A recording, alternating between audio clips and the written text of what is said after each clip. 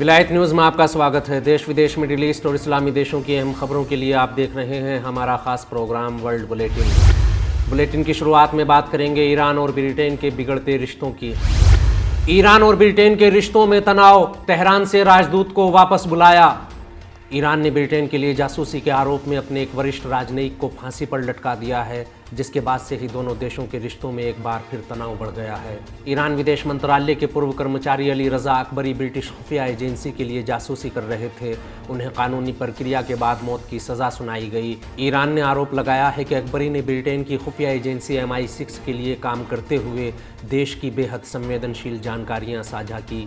अली रजा अकबरी ने अपने ऊपर लगे आरोपों को कबूल करते हुए कहा था कि उन्हें इस काम के लिए ब्रिटिश खुफिया एजेंसी से 18,05,000 यूरो, 2,65,000 ब्रिटिश पाउंड और 50,000 अमेरिकी डॉलर की रकम हासिल हुई थी। ब्रिटेन और ईरान की दोहरी नागरिकता रखने वाले अली रजा अकबरी को मौत की सज़ा मिलने पर ब्रिटेन के प्रधानमंत्री ऋषि सुनक ने इसे बेहद खतरनाक बताते हुए कहा था कि मैं इस सदमे में हूँ। ब्रिटिश प्रधानमंत्री ने अली अकबर को मिली सज़ा को मानवाधिकारों का हनन बताते हुए दावा किया कि अकबरी को बेदर्दी से मारा गया। वहीं अब ब्रिटेन और ईरान की दोहरी नागरिकता रखने वाले इस जासूस की सज़ा को बहाना बनाते हुए ब्रिटेन अब ईरान के साथ परमाणु समझौते को लेकर कोई बड़ा कदम उठा सकता है और इसी दिशा में आगे बढ़ते हुए उसने तेहरान से अपने राजदूत को वापस बुलाया है। ब्रिटिश जासूस को मौत की सज़ा दिए जाने से सदमे में आए ब्रिटिश विदेश मंत्री जेम्स क्लेवर्ली ने कहा है कि वो ईरान और ब्रिटेन के रिश्तों पर विचार विमर्श के लिए तेहरान से अपने राजदूत को वक्ती तौर पर वापस बुला रहे हैं। अगली खबर में बात करेंगे यूक्रेन युद्ध में भाग ले रहे वहाबी आतंकियों के बारे में। अमेरिका ने वहाबी आतंकियों को सीरिया से यूक्रेन पहुंचाना शुरू किया।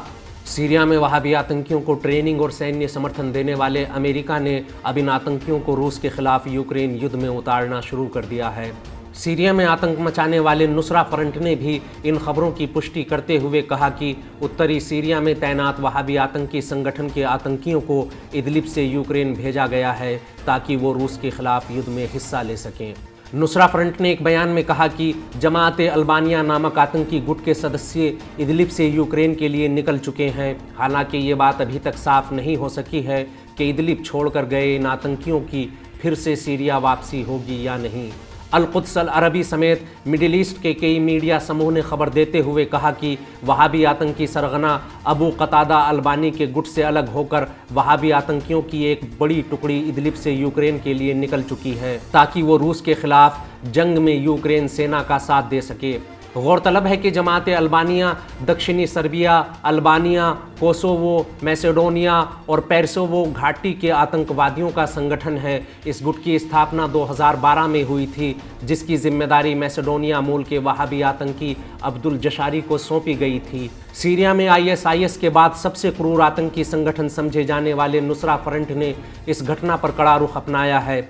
तुर्की आखिरी कुछ महीनों में लगातार कोशिश करता रहा है कि सीरिया में आतंक मचा रहे अलग अलग आतंकी गुटों को नुसरा फ्रंट के झंडे तले ले आए। तुर्की के समर्थन से खास तौर पर उत्तरी सीरिया में दमिश्क सरकार के खिलाफ मोर्चा संभालने वाला नुसरा फ्रंट इन दिनों तुर्की और सीरिया के रिश्तों में सुधार की खबरों से बेहद चिंतित है। इदलिब से आतंकियों के यूक्रेन जाने के बाद से ही उत्तरी सीरिया में नुसरा फ्रंट की उम्मीदें एक बार फिर से पूरी होती नजर आ रही हैं। अब इदलिब में उसका कोई विरोधी गुट नहीं रह जाएगा। जो गुट नुसरा फ्रंट की अधीनता स्वीकार नहीं कर रहे हैं, उन्हें यूक्रेन में रूस के खिलाफ जंग के लिए भेजा जा रहा है। वहाबी आतंकी संगठनों पर शोध करने वाले अल-मिक़दाद के हवाले से अल-कुद्स अल-अरबी ने कहा कि सीरिया में सरकारी बलों के खिलाफ युद्ध में हिस्सा ले चुके आतंकियों को अपनी सेना के साथ रूस के खिलाफ मैदान में उतारने से यूक्रेन को कोई संकोच नहीं है। उसने सीरिया से आने वाले आतंकियों के लिए अपनी फ़ौज के दरवाजे खोल दिए हैं। अगली खबर लेबनान से है।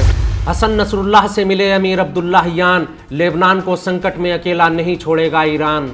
लेबनान यात्रा पर गए ईरान के विदेश मंत्री अमीर अब्दुल्लाहियान ने इस देश के नेताओं से मुलाकात के बाद हिजबुल्लाह के general secretary Sayyed Hassan Nasrallah से मुलाकात की। सैयद हसन नसरुल्लाह से मिलने गए अमीर अब्दुल्लाहियान के साथ बैरूत में ईरान के राजदूत मुश्तबा अमानी और ईरानी डेलीगेशन भी साथ साथ था। दोनों पक्षों ने इस मुलाकात में लेबनान और फ़िलिस्तीन के साथ साथ इलाके के कई अहम मुद्दों पर चर्चा की। इस बैठक में सैयद हसन नसरुल्लाह और ईरानी दल ने मिडिल ईस्ट में बदलते हालात और ख़ासकर इसराइल में नेतन्याहू के नेतृत्व वाली कट्टर नस्लवादी सरकार के गठन के बाद इलाके के बदलते समीकरण और प्रतिरोधी दलों पर उसके असर को लेकर चर्चा की। ईरानी विदेश मंत्री ने एक बार फिर लेबनान के लोगों को भरोसा दिलाते हुए कहा कि ईरान लेबनान को किसी संकट की घड़ी में अकेला नहीं छोड़ेगा। हम अतीत की भांति ही लेबनान के मुश्किल वक्त के साथी बने रहेंगे। अपनी लेबनान यात्रा के बारे में बात करते हुए अमीर अब्दुल्लाहियान ने कहा कि ये यात्रा दोनों देशों के बीच अपने विचारों को साझा करने का बेहतरीन अवसर थी।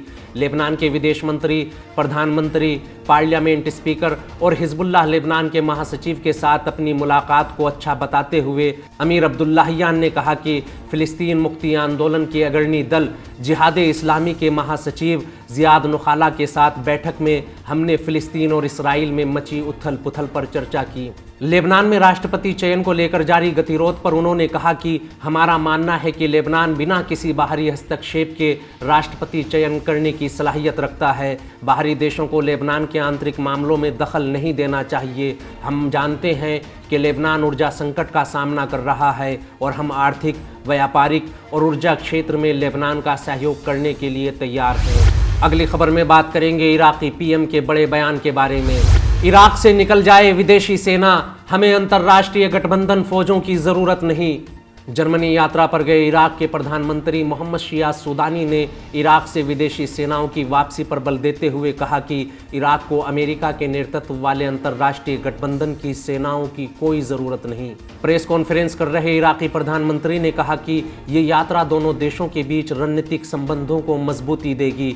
इराक के मामले में जर्मनी के रुख की तारीफ करते हुए सुदानी ने कहा कि आतंकवाद के खिलाफ संघर्ष में जर्मनी ने हमेशा ही इराक का साथ दिया और वो इराक में लोकतंत्र का समर्थक है और इस देश के विकास में सहयोगी भी। अस्सुदानी ने कहा कि हमारी सरकार की प्राथमिकता करप्शन का खात्मा और देश में रोजगार के अवसर पैदा करना है। जर्मनी और इराक के बीच गैस और पेट्रोलियम के क्षेत्र में किए गए समझौते इस देश में रोजगार के अवसर मुहैया कराएंगे।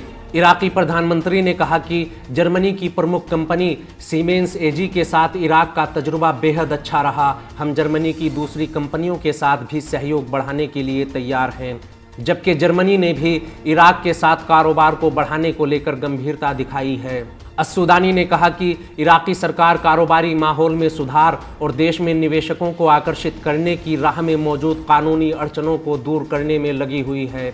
आतंकवाद के खिलाफ संघर्ष में जर्मनी की ओर से मिली मदद पर शुक्रिया अदा करते हुए इराकी प्रधानमंत्री ने कहा कि आज हमारी सुरक्षा एजेंसियां आतंकवाद का सामना करने में सक्षम हैं। इराक को किसी बाहरी सेना की ज़रूरत नहीं है। हमें अंतर्राष्ट्रीय गठबंधन की फ़ौजों की कोई ज़रूरत नहीं। इराक में जो बाहरी सेना मौजूद है वो इराकी बलों को ट्रेनिंग के नाम पर रुकी हुई हैं।